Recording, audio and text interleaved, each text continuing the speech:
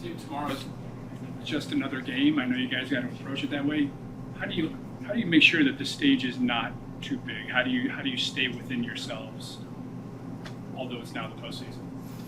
I think just the long season kind of lends itself to that.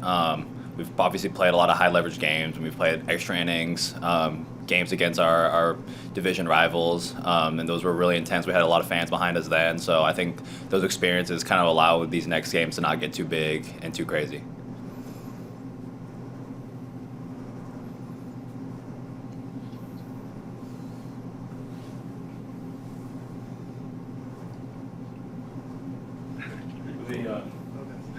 I was going to ask, playing for Terry Francona, and what have you most learned in this full season working with him?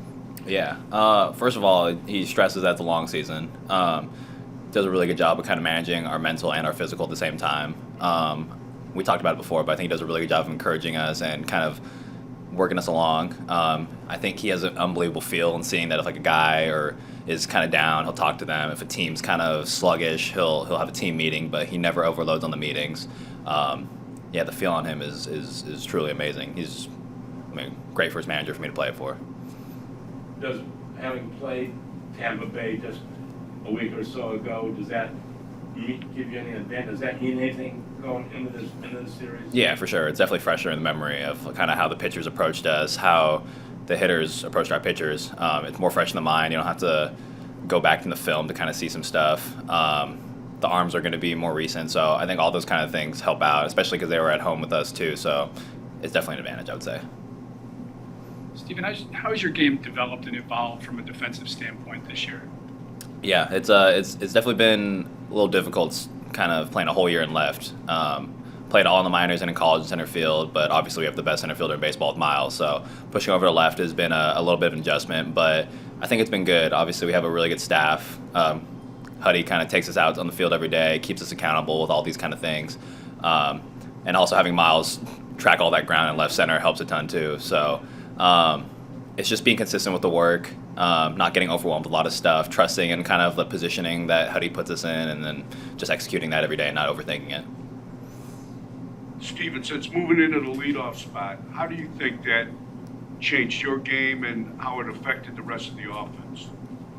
I don't know if it changed my game too much. I remember earlier in the year when I was in the two-hole, kind of coaches were saying that a lot of the good things that I do is kind of see a lot of pitches for the guys behind us, like Jose, Franmil at the time.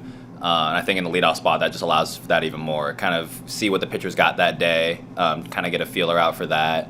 And, hopefully that allows for kind of the guys behind me to ambush a first pitch or just feel a little more comfortable in the box. I think that's kind of the big thing for me is just I want to give all my guys the best look I can. And, if I get on base, that's a plus. But it's really playing the long game. We're shooting for 2 or 3 at-bats against a starter, and then hopefully we can wear him down. You seem such a natural as a leadoff hitter. Do you hope to stay there for the rest of your career now? I mean, it is what it is. I've been in there kind of my whole life, so it's kind of a home that I can't get away from. But, honestly, as long as I'm useful to the team, wherever in the lineup, that's all I can hope for. You obviously have kind of ideas of where you'd like to be, but at the end of the day, as long as the team's winning and, we're rolling along, it really doesn't matter. Are there some similarities to, I think I've heard you say college ball here, whether it be the youth of your team, the style, what reminds you of college? Yeah, 100%. I think maybe it might be a little cheesy, but first off, it's just kind of how we pull for each other. When I was in the minors, I kind of heard that Major League Ball could be really selfish. You kind of have to look out for yourself. It's not a great play. It's business first and then baseball, but here it doesn't feel like that. I think we really pull for each other. We want each other to succeed. It's not like looking over your shoulder the whole time. And then in terms of baseball, yeah, like getting the guy over. I mean, we bunt. I don't know how many times I see other teams bunt. Sac flies are a big thing. First to thirds are really big.